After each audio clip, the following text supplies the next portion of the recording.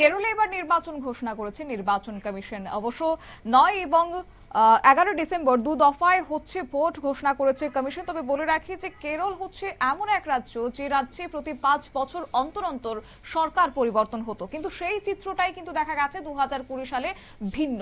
কারণ সেই জায়গায় পরপর দুবার বামেরা সেক্ষেত্রে ক্ষমতায় এসেছে। পুনরায় এবছর কেরলে নির্বাচন ঘোষণা করা হয়েছে, যা কিনা ১৩ই ডিসেম্বরের ফলাফল বলে জানিয়েছে কমিশন। এই প্রসঙ্গে বিস্তারিত চলে যাব, আমাদের সঙ্গে যুক্ত হয়ে গেছে প্রতিনিধি শেখ মনিরুল। মনিরুল, কি জানতে পারছো?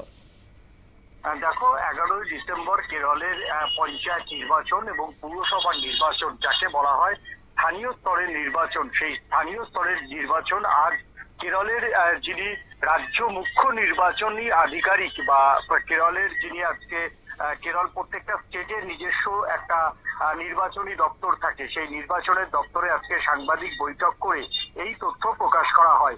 তবে এবার কেরলের পঞ্চায়েত এবং পুরসভার যে ভোট, সেই পুরসভার ভোট দু দফাতে হবে এবং দু দফার ভোটের আজকে দিনক্ষণ ঘোষণা করা হয়। আগামীকাল কেরলের এই পঞ্চায়েত এবং পুরসভার জন্য বিজ্ঞপ্তি প্রকাশ করা হবে এবং মডেল কোড অফ কন্ডাক্ট আগামীকাল থেকেই চালু হচ্ছে।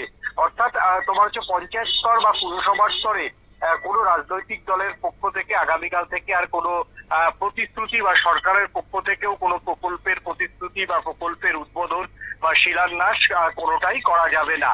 তবে বিশেষ কিছু ক্ষেত্রে করা যায়, সেগুলো অবশ্য নির্বাচন কমিশনের অনুমতি নিয়ে সরকার পক্ষকে করতে হয়।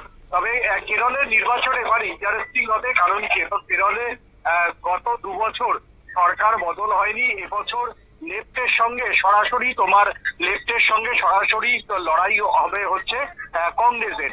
কেরলে বিগত ৫ বছর ধরে কিছুটা শক্তি বৃদ্ধি করেছে বিজেপি। তারাও কেরলে এই মুহূর্তে কিছু কিছু জায়গায় পকেট জায়গায় কেরলে কিন্তু যথেষ্ট শক্তিশালী। তাই বিধানসভা নির্বাচনের আগে পঞ্চায়েত নির্বাচন এবং তোমার হচ্ছে পুরসভার নির্বাচনকে কেন্দ্র করে আগামীকাল থেকে কেরলের রাজনৈতিক যে পারদ, সেটা যেমন চড়তে শুরু করবে, তেমনি বিধানসভার আগে কার্যত কেরলের বাম সরকার এবং কেরলে এখন কিছুটা হলেও শক্তি বাড়িয়েছে বিজেপি, তাদের কিন্তু অগ্নি পরীক্ষা। ধন্যবাদ।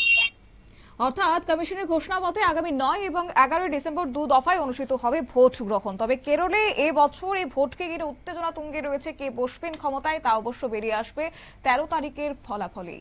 নিয়ে নিয়েছি ছোট্ট একটি বিজ্ঞাপন বিরতির, সঙ্গে থাকুন।